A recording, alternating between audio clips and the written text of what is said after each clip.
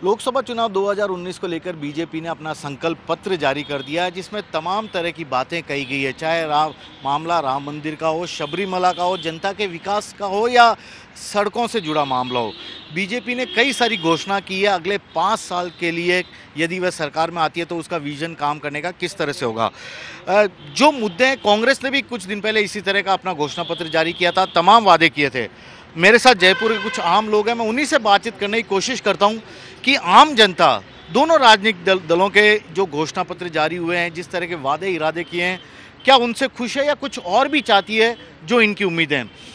मैं भाई साहब सबसे पहले ये पूछूंगा, आप तो यंग भी लग रहे हो, जवान भी लग रहे हो, राजनीतिक पार्टी कह रही है कि आपको किसानों के लिए बात की 72,000 देंगे, बेरोजगारों को भत्ता देंगे, क्या इन चीज़ों से खुश हो या कुछ और भी आपने उम्मीद रखी थी कि कांग्रेस या बीजेपी जो भी आएगी वो अच्छा करेगी? नहीं, वो तो अच्छा करेगी, लेकिन मेन दिक्कत ये है इसमें कि बेरोज़गार है अभी अपने, और युवाओं को सबसे ज़्यादा मौका देना चाहिए। युवाओं की वैकेंसियाँ निकालनी चाहिए। जैसे हैं अभी उन्होंने कहा है, जैसे नरेंद्र मोदी भाई ने कहा है कि हम इनको युवाओं को मौका देंगे और करेंगे, उससे उनको बेनिफिट भी होगा। और 5 साल में दिया क्या, क्योंकि बेरोजगारी सबसे ज़्यादा बढ़ी है, ऐसा सब लोग कह रहे हैं, आंकड़े भी आए हैं। बेरोज़गारी तो बढ़ी है, तो कांग्रेस आई तो बेरोज़गारी तो बढ़ी है, लेकिन ये वो मुद्दा नहीं होना चाहिए जैसे आप बोल रहे थे कि राम मंदिर का मुद्दा है, या और विकास को लेके अपने को काम करना है। आप क्या चाहते हैं, पहले ये बताइए कि उन्होंने बोला शबरीमला पे भी, राम मंदिर पे भी बोला है, आप आम आदमी के हिसाब से क्या सोचते हैं, इस वक्त की ज़रूरत क्या थी कांग्रेस बीजेपी जिनसे आप उम्मीद कर रहे थे? सरकार चाहे किसी की भी बने वो अलग बात है। हम चाहते हैं कि देश का विकास हो, और ये जो नियुक्त है उनको नौकरी वगैरह उपलब्ध हो, ये सब। पिछले 5 साल में कुछ हुआ या कुछ बाकी रह गया? नहीं, बीजेपी की सरकार में कुछ हुआ है। बेरोजगारी बेरोजगारी अगर आगे भी बीजेपी सरकार आएगी तो कुछ और होगा। भाई साहब आप बताइए ना, पेट्रोल भी महंगा है, डीजल भी महंगा है, रसोई गैस भी महंगी है, क्या आम आदमी 5 साल से पूरी तरह जो परेशान था उससे बाहर निकल चुका है, या आपको लग रहा है कि हाँ कुछ बाकी रह गया? नहीं, बहुत कुछ ऐसी समस्याएं हैं जिनको मोदी सरकार को सुलझाना था, वो सुलझा नहीं पाई। एक बहुत बड़ा मुद्दा है जो अभी पुलवामा हमला हुआ था, उसके बाद मोदी सरकार ने सैनिकों की काफ़ी गौरव गाथा सुनाई थी, लेकिन किसी को नहीं पता कि सैनिकों की समस्याओं के लिए जयपुर में आर्म फोर्स ट्रिब्यूनल का गठन 2009 में हुआ, और पिछले 3 साल से न्यायिक सदस्य नहीं है। ये बहुत बड़ी शर्म की बात है। सैनिकों के लिए, न्याय के लिए कहाँ जाएं, क्योंकि सब पहले क्या हाई कोर्ट में सैनिकों की सुनवाई होती थी, हाई कोर्ट पे भार बढ़ा तो 2009 में यहाँ आर्म फोर्स ट्रिब्यूनल का गठन हुआ। अभी 5,000 से ज़्यादा केस पेंडिंग में, और एक रिपोर्ट मैंने ये खुद तो आपने पर्टिकुलर सैनिक की बात बताई, मैं भी मानता हूँ कि इसके बारे में पता होना चाहिए, क्योंकि सरकार योजना लाती है तो आम जनता के लिए लाती है, आम जनता को भी पता होना चाहिए। और कुछ इशू जो आपके दिमाग में चल मैं रहे थे इसी को कांग्रेस पूर्ण या करना बीजेपी? चाह रहा हूँ, इसी घटना को पूर्ण करना चाह रहा हूँ। 3 साल से पहले स्टेट में भी बीजेपी सरकार थी और केंद्र में भी बीजेपी सरकार थी, लेकिन एक जज नियुक्त नहीं कर पाना एक बहुत बड़ी शर्म की बात है।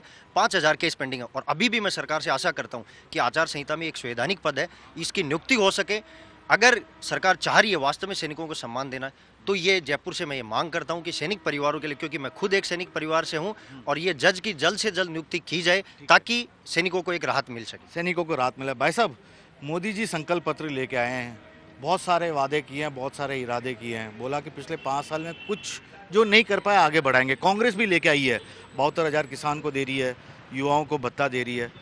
आप आम आदमी क्या सोच रहे हैं, दिमाग में क्या चल रहा है कि कांग्रेस बीजेपी भरोसा कर पाएंगे? देखो, हम बीजेपी में भरोसा करते हैं, इसलिए भरोसा करते हैं मोदी जी पर।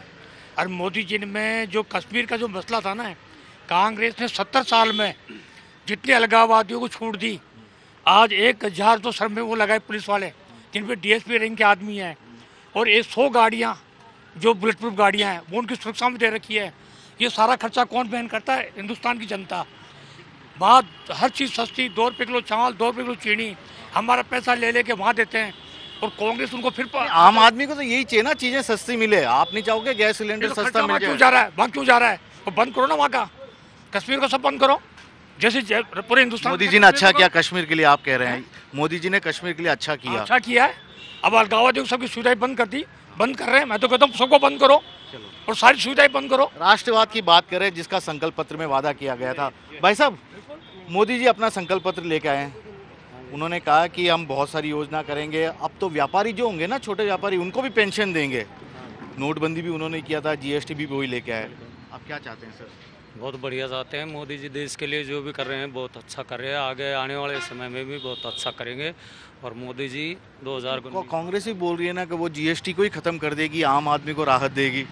नहीं तो उनके तो खोखले वादे हैं कांग्रेस के, तो हमेशा ये जुमलों का वादा करती है। कांग्रेस ने बोला गरीबी हटा देंगे, बीजेपी बोल रही है कि हम देश को और आगे बढ़ा देंगे, गरीबी हटाएंगे। किस पे भरोसा है? कांग्रेस 60 साल से बोल रही है गरीबी हटा देंगे, गरीबी हटा देंगे। कांग्रेस की 4 पीढ़ियां राजनीति में गरीबी हटा रही हैं, आज तक गरीबी हटी नहीं, तो आप कैसे मान लेंगे कि वो गरीबी? आंकड़े तो ये भी बता रहे हैं कि मोदी जी 5 साल में बेरोजगारी सबसे ज्यादा बढ़ी है। देखो आंकड़े हैं, सरकारी आंकड़े। ऐसा कुछ नहीं है, कांग्रेस की जुमलेबाजी है। मोदी जी ने जितने लोगों को सक्षम करने का और रोजगार देने का अथक प्रयास किया है, भारतीय जनता पार्टी ने 5 साल में उतना पिछले 60 साल में नहीं हुआ है। ये है जयपुर के लोग, जिनका अपना अलग अलग विचार है। कुछ लोग चाहते हैं कि सरकारी जो योजनाएं बनी है उसमें कई ऐसी तमाम चीज़ें होनी चाहिए जो आम जनता से जुड़ी हो।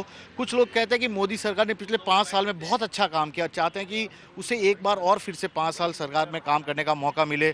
तो कुल मिलाकर चुनाव का माहौल है यहाँ पर, और बीजेपी के दफ्तर के मुख्यालय जो राजस्थान का मुख्यालय है उसी के बाहर अलग अलग लोग सोचते हैं। ऐसा नहीं है कि पार्टी वाले ही हैं यहाँ पर, विपक्ष वाले भी खड़े थे, आम जनता भी खड़े थे। मैंने सबसे पूछने की कोशिश की, सब लोग यही बताने की कोशिश कर रहे हैं आम जनता से जुड़े मुद्दे। न तो राम मंदिर का मुद्दा उन्हें कुछ बड़ा लग रहा है, न शबरीमला का लग रहा है। उन्हें क्या, उनका यही कहना है स्वास्थ्य, शिक्षा, रोजगार, इस तरह के तमाम मुद्दे यदि कोई भी राजनीतिक दल लेके आए तो वह जनता के हित के लिए बेहतर होगा। कैमरामैन दिनेश कुमावत के साथ श्रीवत्सन, जयपुर, न्यूज़ 24।